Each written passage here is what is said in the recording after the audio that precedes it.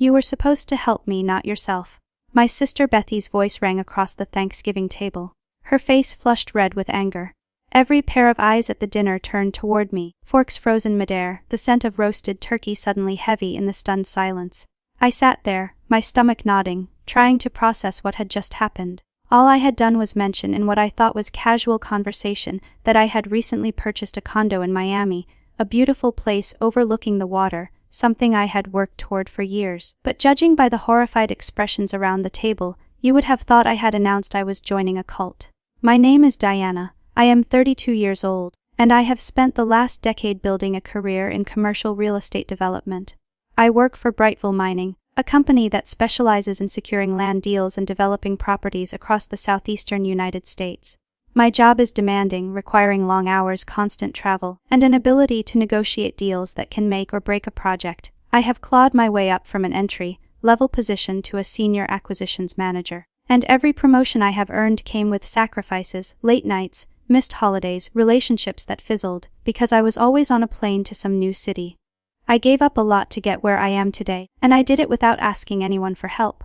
Bethany, on the other hand, is 29 years old and has never held a job for more than 18 months. She has worked in marketing, public relations, event planning, and a dozen other fields, each time convinced that this was finally the career that would stick.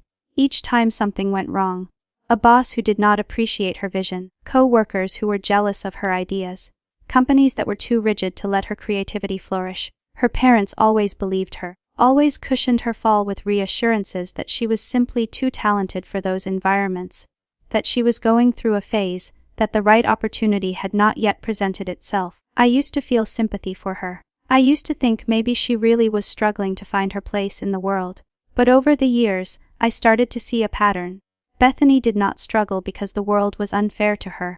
She struggled because she expected everything to be handed to her without effort. She wanted the corner office without working the entry-level job. She wanted the six-figure salary without developing the skills, and our parents enabled her every step of the way. Sitting at that Thanksgiving table with Bethany glaring at me and my parents looking disappointed, I realized something I had been trying to ignore for years. They did not see my success as something I had earned. They saw it as something that should have been shared with Bethany. They truly believed that because I had done well, I owed her a piece of it. The condo in Miami was not a symbol of my hard work. It was proof that I had been selfish. My mother sat down her glass of wine, her lips pressed into a thin line. Diana, you know, your sister has been going through a difficult time. Was this really the best moment to bring up such an extravagant purchase? I stared at her trying to find the words. Extravagant. I had saved for years. I had worked 8 weeks. I had missed birthdays and weddings and family gatherings because I was building something for myself. And now, because I had finally bought a home I could be proud of, I was being made to feel guilty. I did not think mentioning it would be a problem, I said quietly. I was just sharing some good news. Bethany let out a bitter laugh. Good news, Diana. Do you have any idea how tone-deaf that sounds? I have been barely scraping by, and you are over here buying a multi-million-dollar condo like it is nothing. Barely scraping by, I repeated, my voice sharper than I intended. You have been living rent-free in Mom and Dad's house for the past year. They pay for your car insurance. They cover your phone bill. You are not scraping by. You are being supported. My father cleared his throat, his expression stern. That is enough, Diana. Your sister is going through a rough patch, and the last thing she needs is to be reminded of how much more successful you are. I felt my chest tighten. How much more successful I was. As if my career had been handed to me on a silver platter. As if I had not worked myself to exhaustion to get here. I wanted to scream at them to make them understand that I had earned every single thing I had. But I could see it in their faces. They did not want to understand. They wanted me to apologize for not making Bethy's life easier. I am not trying to make her feel bad, I said, my voice trembling slightly. I just wanted to share something I was proud of. Well, maybe you should have thought about how it would make her feel, my mother said, her tone dripping with disappointment. Bethany crossed her arms, her eyes glistening with tears. You have always been like this, Diana. Always putting yourself first, always acting like you are better than everyone else. I opened my mouth to respond, but no words came out. I felt trapped, suffocated by the weight of their expectations. I had spent my entire adult life trying to prove myself, trying to show them that I was capable and strong. And now, in this moment, I realized that none of it mattered. They did not see me as successful. They saw me as selfish. The rest of the dinner passed in uncomfortable silence. I picked up my food, barely tasting anything. Bethany sat across from me, her expression a mixture of anger and self-pity. My parents exchanged glances, their disappointment palpable. When the meal finally ended, I helped clear the table, desperate for an excuse to leave the room. As I stood at the sink rinsing plates, my mother approached me. "Diana, I think you owe your sister an apology." I turned to look at her, disbelief washing over me. "An apology for what?" "For making her feel small," she said simply. "You know how sensitive she is." I wanted to argue, to tell her that Bethy's feelings were not my responsibility, but I could see it in her eyes. She was not going to budge. In her mind, I was the one in the wrong. I was the one who needed to make things right. I dried my hands on a towel, my jaw clenched. "I am not going to apologize for working hard and achieving something." My mother sighed, shaking her head. "This is exactly what I am talking about, Diana. You are so focused on yourself that you cannot see how your actions affect others." I left the kitchen without another word, grabbing my coat and heading for the door. As I walked to my car, I could feel the weight of their judgment pressing down on me. I sat in the driver's seat for a long moment, staring at the steering wheel, trying to calm the storm of emotions inside me. I had always known that my family did not fully understand my career, but I had never realized just how little they valued it.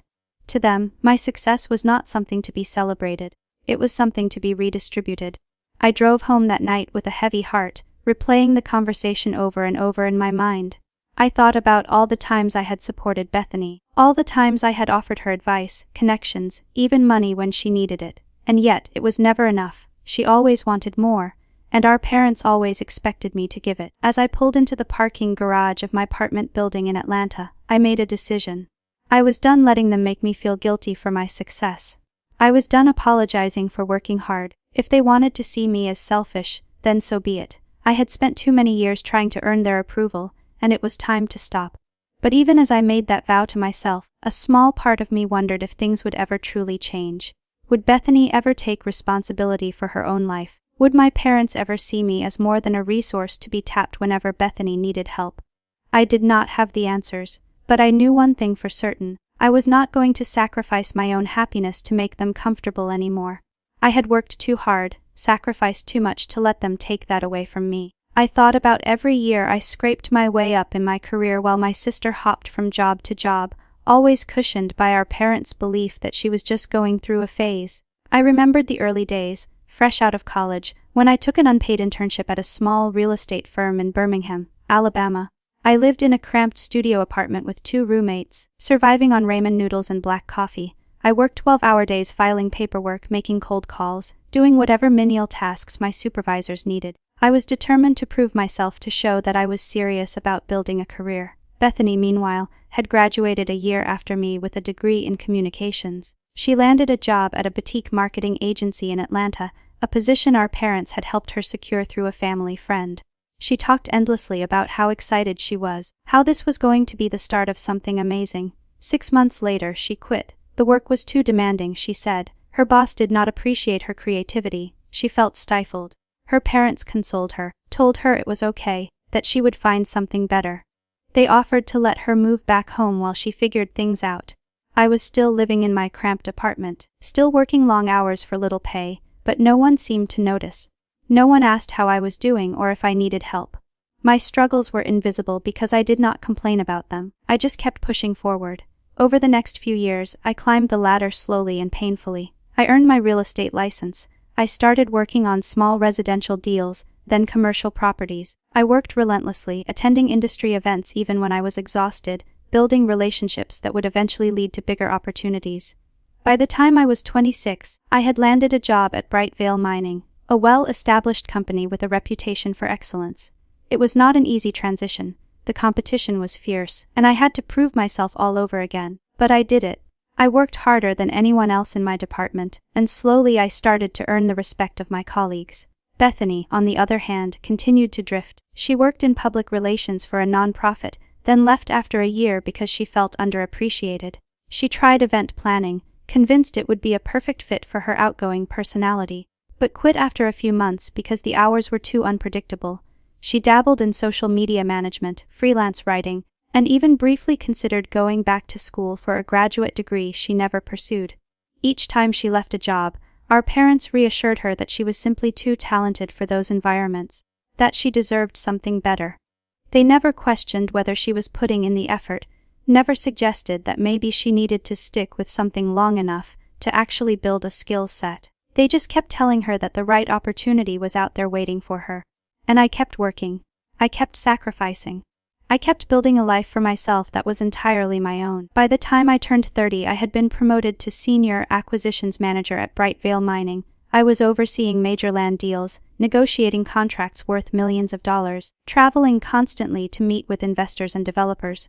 My salary had grown substantially, and for the first time in my life I felt financially secure.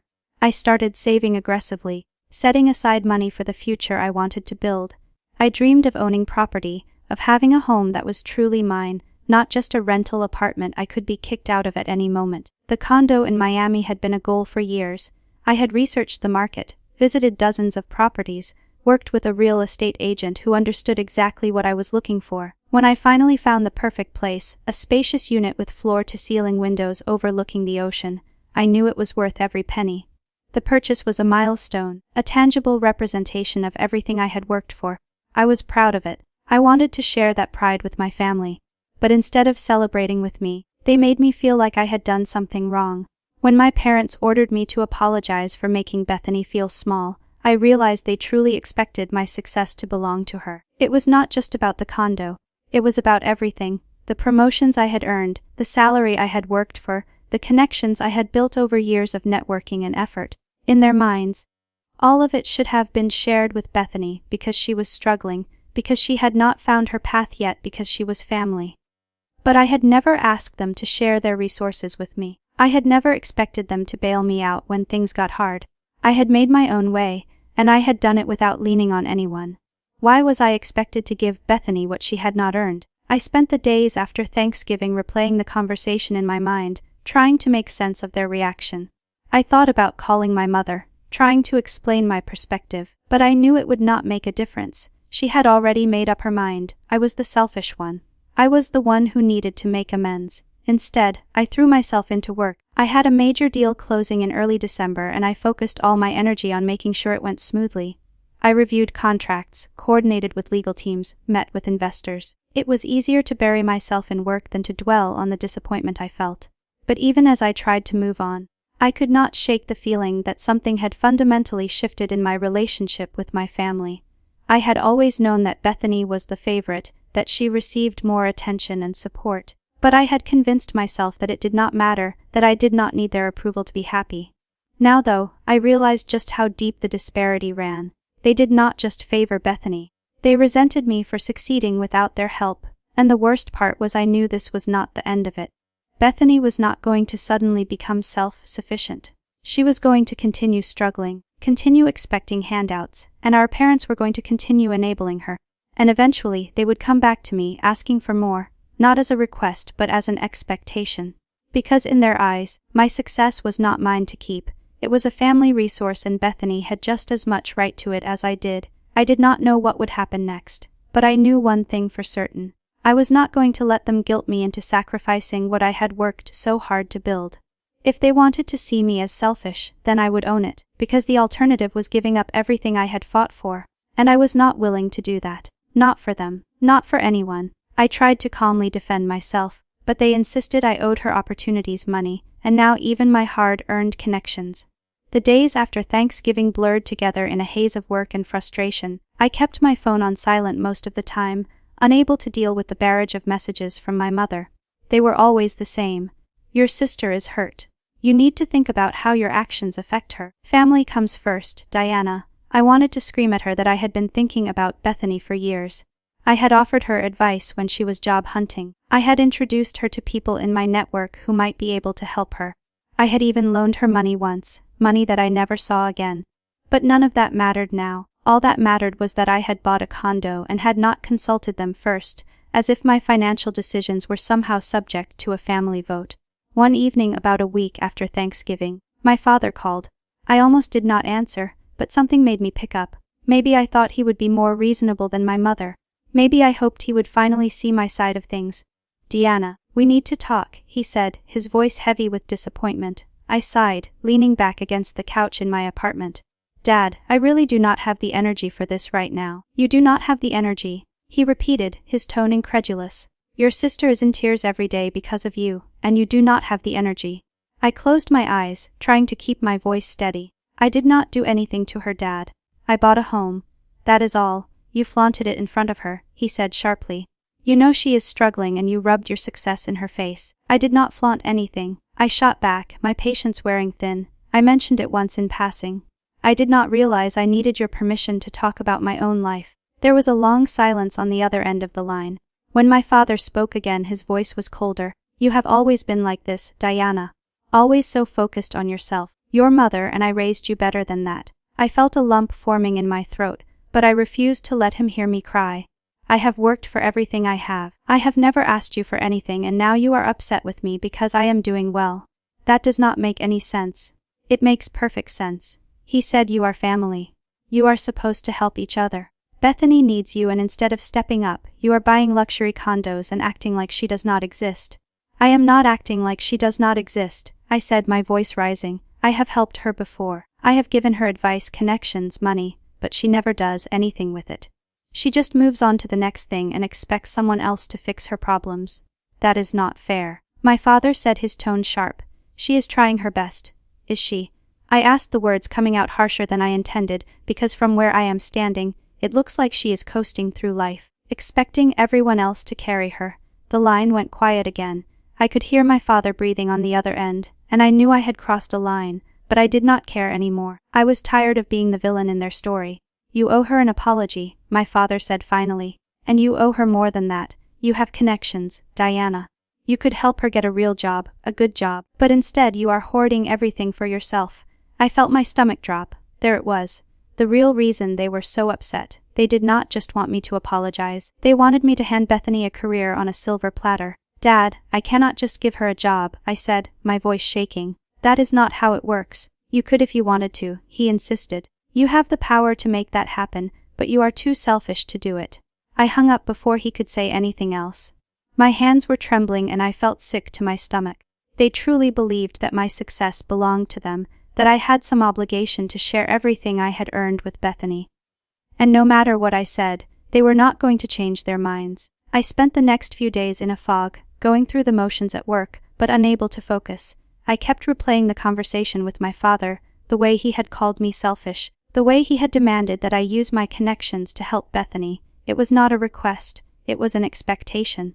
And I knew that if I did not comply they would never forgive me, but I also knew that giving Bethany a job she had not earned would be a disaster. She did not have the skills, the experience, or the work ethic to succeed in my industry, and if I pulled strings to get her hired, I would be putting my own reputation on the line. My colleagues respected me because I had proven myself. If I started recommending unqualified candidates just because they were family, that respect would disappear. I was trapped. If I helped Bethany, I risked damaging my career. If I did not help her, my family would never forgive me. Then I overheard my sister telling a friend she would finally get a real job because she assumed I would place her in a high-paying role at my company. It happened during a brief visit to my parents' house in Atlanta. I had gone over to pick up some documents my mother had insisted I needed, and I had planned to stay for only a few minutes. But as I walked through the front door, I heard Bethy's voice coming from the living room. She was on the phone, her tone bright and excited. Yeah, I know, she was saying. It has been such a rough year, but things are finally looking up. Diana is going to get me a job at her company. Something in management, probably. I mean, she owes me that much after everything. I froze in the hallway, my heart pounding. She had not even asked me. She had just assumed that I would do it, that I would hand her a high-paying position without question. Oh, I know it is going to be amazing, Bethany continued, her voice dripping with smugness. Finally, I will have a job that actually pays well. And it is about time, you know. I have been working so hard and I deserve something good. I felt a surge of anger so intense that I had to grip the doorframe to steady myself. She thought she deserved it. She thought I owed her this. And our parents had clearly reinforced that belief, telling her that I would come through, that I would fix all her problems. I turned and walked out of the house before she could see me. I did not trust myself to have a conversation with her in that moment. I was too angry, too hurt, too overwhelmed by the sheer audacity of her assumption. As I drove back to my apartment, I made a decision. If they wanted me to offer Bethany a job, then I would. but it was not going to be the job she expected. So, when she got fired weeks later and they came begging for me to do the right thing, I offered her a cleaning position at my condo just to see their real colors. The call came on a Tuesday afternoon in mid-December. I was in the middle of a meeting when my phone buzzed with a text from my mother. "Call me immediately. Emergency." I excused myself from the conference room and stepped into the hallway, my pulse quickening. I dialed her number, already bracing myself for whatever drama was about to unfold. "Diana, thank God," my mother said, her voice frantic. "It is Bethany. She got fired." I leaned against the wall, closing my eyes. Of course she did. What happened? "It does not matter what happened," my mother said quickly. "What matters is that she needs help. She needs a job, Diana. And you are the only one who can give her one." I took a deep breath, trying to keep my voice steady. "Mom, I cannot just create a position for her. That is not how it works." "You can if you want to," she insisted, her tone sharp. "You have the power to make this happen. You owe her this, Diana. After everything you owe her." There it was again. The expectation that my success was a family asset, something to be distributed according to their needs rather than something I had earned for myself. "I do not owe her anything," I said quietly. "How can you say that?" My mother snapped. "She is your sister. She is family. And right now she is in trouble and you are the only one who can help her." I thought about the conversation I had overheard weeks earlier. The smug confidence in Bethy's voice as she told her friend that I was going to hand her a management position. I thought about all the times I had tried to help her only to watch her squander every opportunity. And I thought about the way my parents had made me feel guilty for working hard and achieving something. "I will help her," I said finally. My mother let out a sigh of relief. "Thank you, Diana. I knew you would come through. But I am not giving her a job at my company," I continued, my voice firm. "I have a different position in mind." There was a pause on the other end of the line. "What do you mean?" "I just bought a condo in Miami," I said. "I need someone to keep it clean, to maintain the property when I am not there. I can offer Bethany a cleaning position. The pay is fair and it is honest work." The silence that followed was deafening. I could practically hear my mother's mind racing, trying to process what I had just said. "A cleaning position," she repeated, her voice barely above a whisper. "Yes," I said. "It is a legitimate job offer. She would be responsible for keeping the condo clean, handling basic maintenance, things like that. I am willing to pay her well for it." "Diana, you cannot be serious," my mother said, her voice rising. "You want your sister to be your maid." "I want her to have a job," I said calmly. "Isn't that what you asked for?" "Not like this," my mother shouted. "This is humiliating. She has a college degree, Diana. She is not a housekeeper." "Then maybe she should use that degree to find her own job," I said, my patience finally snapping. "I am offering her a position. If she does not want it, that is her choice. But I am not going to pull strings to get her hired at my company just so she can coast through life on my reputation." "You are unbelievable," my mother hissed. "Absolutely unbelievable." "I am done apologizing for working hard," I said. "If that makes me unbelievable, then so be it." I hung up before she could respond, my hands shaking. I knew I had just crossed a line, but I did not care. I was tired of being the bad guy in their story. I was tired of being expected to sacrifice everything I had worked for just to make Bethy's life easier. I went back to my meeting, but I could not focus. My mind was racing, replaying the conversation with my mother, imagining the fallout that was inevitably coming. But beneath the anxiety, there was something else, a sense of relief. For the first time in years, I had drawn a boundary, and I had no intention of letting them cross it. That evening, my phone rang again. This time it was Bethany. I considered letting it go to voicemail, but something made me answer. "Are you kidding me?" she shouted the moment I picked up. "A cleaning job? Are you serious?" "Hello to you too," I said dryly. "Do not play games with me, Diana," she snapped. "Mom told me what you said. You actually think I'm going to clean your stupid condo?" "I think you need a job," I said calmly, "and I am offering you one. If you do not want it, that is fine, but do not act like I am not trying to help." "Help," she repeated, her voice dripping with disbelief. "You call this helping? You are humiliating me on purpose. You want to make me look pathetic. I want you to take responsibility for your own life," I said, my voice hardening. "You are almost 30 years old, Bethany. You have been bouncing from job to job for years, and every time something goes wrong, you expect someone else to fix it. I am done enabling that." "Enabling?" she shrieked. "You think I need to be enabled? I have been working my entire life, Diana. Just because I have not had the same opportunities as you does not mean I have not been trying. You have had plenty of opportunities." I shot back. "You just never stick with anything long enough to see it through, and now you expect me to hand you a high, paying job you have not earned just because we are family. I deserve better than cleaning toilets, she said, her voice trembling with rage. Then earn it, I said simply. There was a long silence. I could hear her breathing on the other end of the line, and I knew she was struggling to come up with a response. You are a terrible sister, she said finally, her voice breaking. I hate you. That is fine, I said quietly, but the offer stands. If you want the job, it is yours. If not, then I hope you find something else. She hung up without another word. I set my phone down on the kitchen counter and stared at it for a long moment, waiting to feel something, guilt, maybe regret, but all I felt was exhaustion. Over the next few days, the messages came flooding in. My father called me a disgrace. My mother sent me long, rambling texts about how I was tearing the family apart. Bethany posted vague messages on social media about being betrayed by the people you trust most. I ignored all of it. I was done defending myself. I was done explaining my choices. If they wanted to see me as the villain, then that was their problem, not mine. But even as I tried to move on, I could not shake the feeling that this was far from over. They were not going to let this go. They were going to keep pushing, keep demanding, keep trying to guilt me into giving Bethany what she wanted. And I knew that eventually I was going to have to face them again. That moment came sooner than I expected.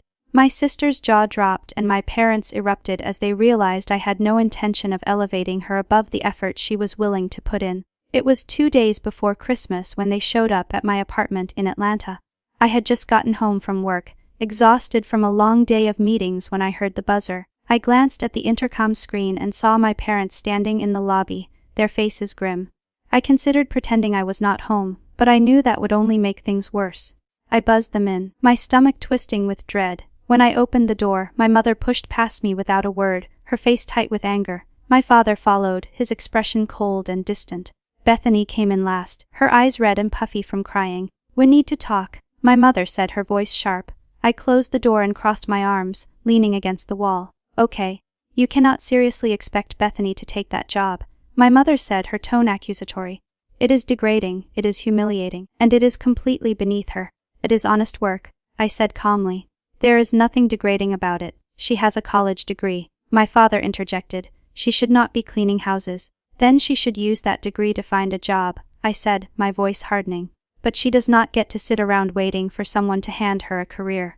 That is not how the world works. You could help her, my mother said, her voice rising. You have connections, Diana. You could get her a real job, a job that pays well and uses her skills. What skills? I asked, my patience finally snapping. She has been fired from every job she has ever had. She has no experience, no specialized training, and no work ethic.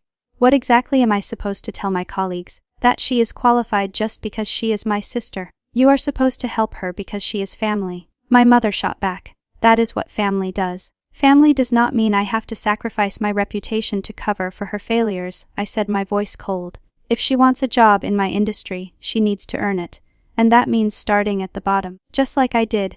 Bethany, who had been silent up until now, finally spoke. You think you are so much better than me, don't you? I turned to look at her, my jaw tight. I never said that. You didn't have to, she said, her voice trembling. You have always acted like you are better than everyone else, like you are the only one who works hard, like the rest of us are just lazy and useless. I never said you were lazy, I said quietly. But I am not going to pretend that you have put in the same effort I have.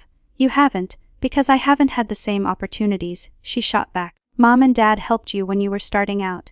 They paid for your apartment, they covered your expenses. I stared at her, disbelief washing over me.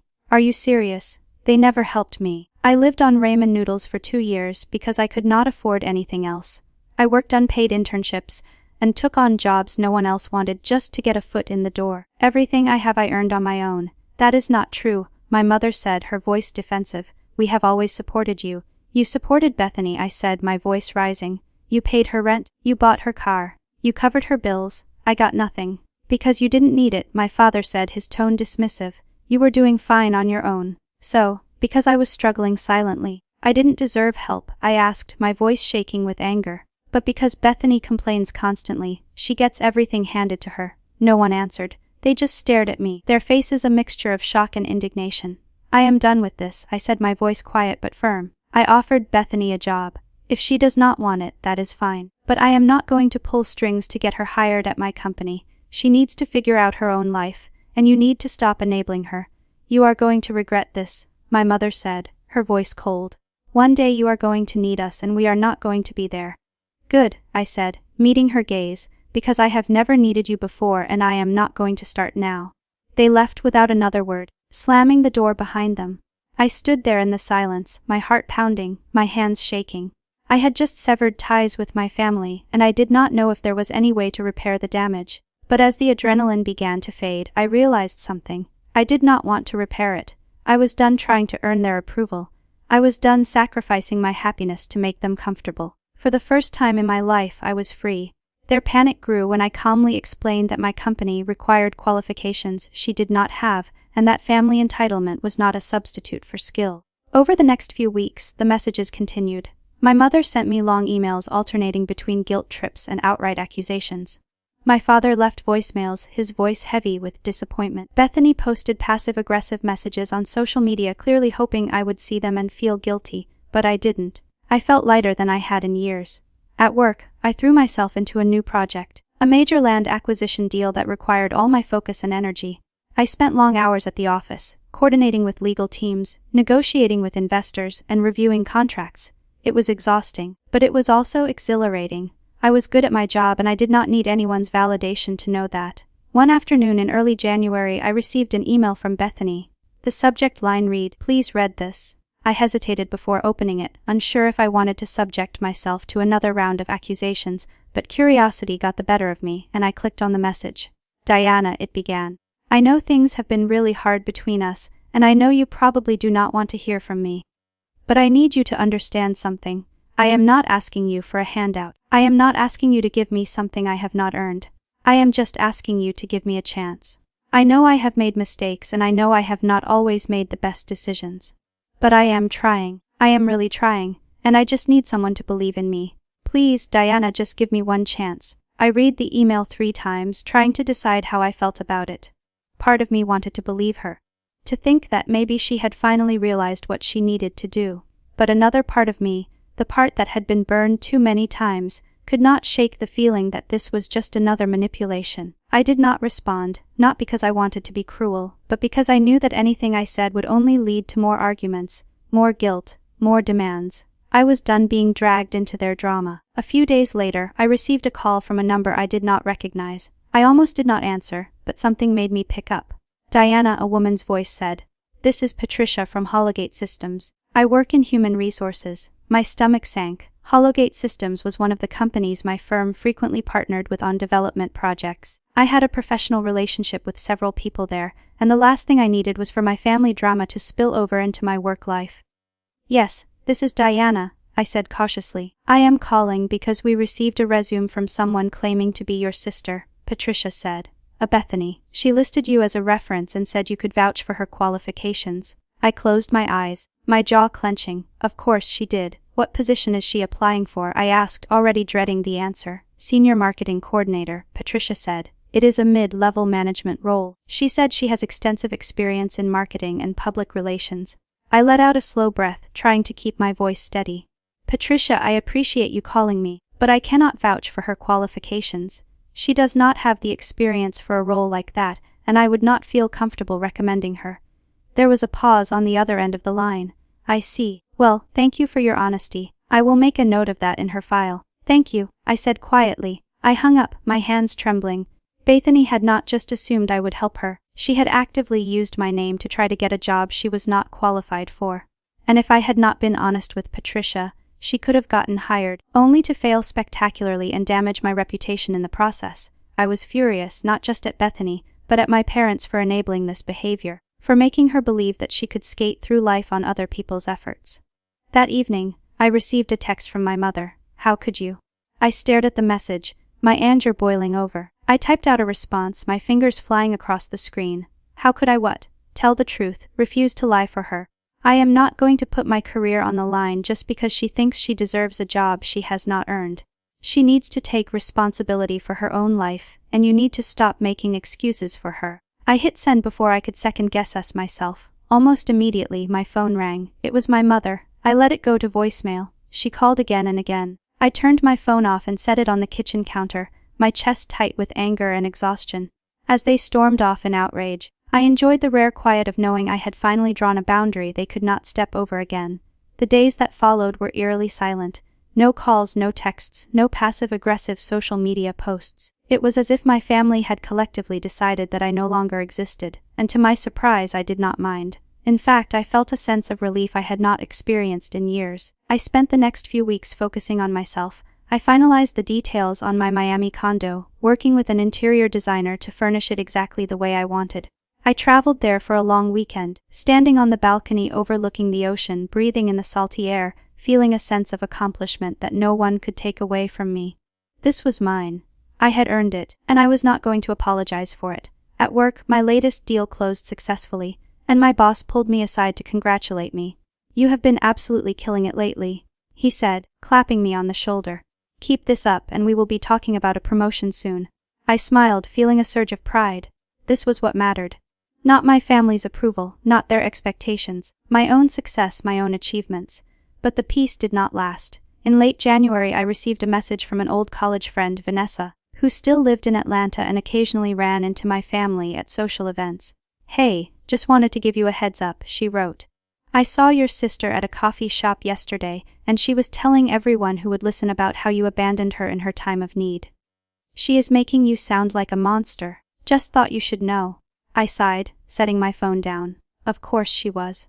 Bethany had always been good at playing the victim, at spinning stories to make herself look sympathetic. I was not surprised, but I was disappointed. I had hoped that maybe, just maybe, she would take some time to reflect on her own behavior, but instead, she was doubling down, painting me as the villain in her narrative. A few days later, I received a call from my aunt, my mother's sister. We had never been particularly close, but she had always been kind to me. "Deanna, I just wanted to reach out," she said gently. "Your mother told me what happened, and I have to say I think you did the right thing." I blinked, surprised. "Really, really," she said. "I love your sister, but she has been coddled her entire life. Someone needed to tell her the truth, and I am glad you were brave enough to do it."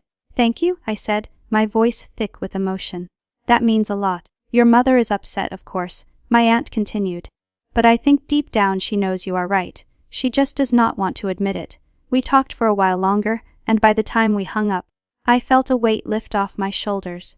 It was the first time anyone in my family had acknowledged that I was not the villain in this story, and it gave me hope that maybe eventually things could change. But I was not holding my breath. In early February I received an email from an unexpected source. It was from Patricia at Holligate Systems. "Diana, I wanted to thank you again for your honesty regarding your sister's application. After we declined to move forward with her, she sent several hostile emails to our team, accusing us of discrimination and threatening legal action. I just wanted to let you know that we have documented everything, and we will not be considering her for any future positions. I thought you should be aware in case she tries to use your name again."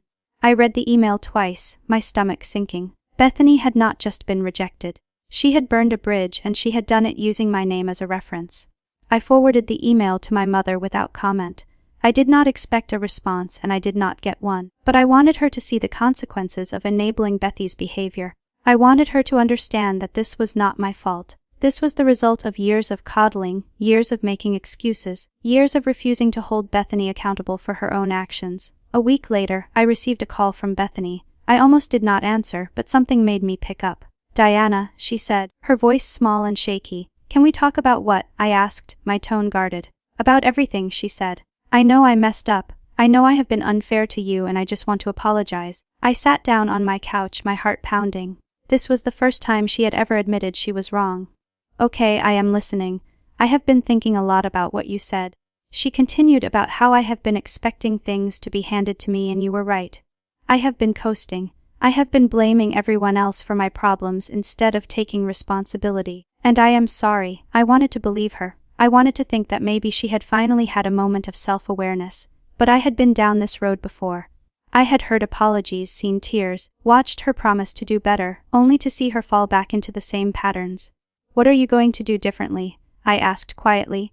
"I am going to get my act together," she said. "I am going to find a job on my own. I am going to stop expecting everyone else to fix my life, and I am going to prove to you that I can do this." "I hope you do," I said sincerely. "But you need to understand something, Bethany. I am not going to keep rescuing you. You need to figure this out on your own." "I know," she said, her voice breaking. "And I will. We talked for a few more minutes, and when we hung up, I felt a strange mix of hope and skepticism. I wanted to believe that she was serious, that she was finally ready to change, but only time would tell. Over the next few months, I heard updates from my aunt.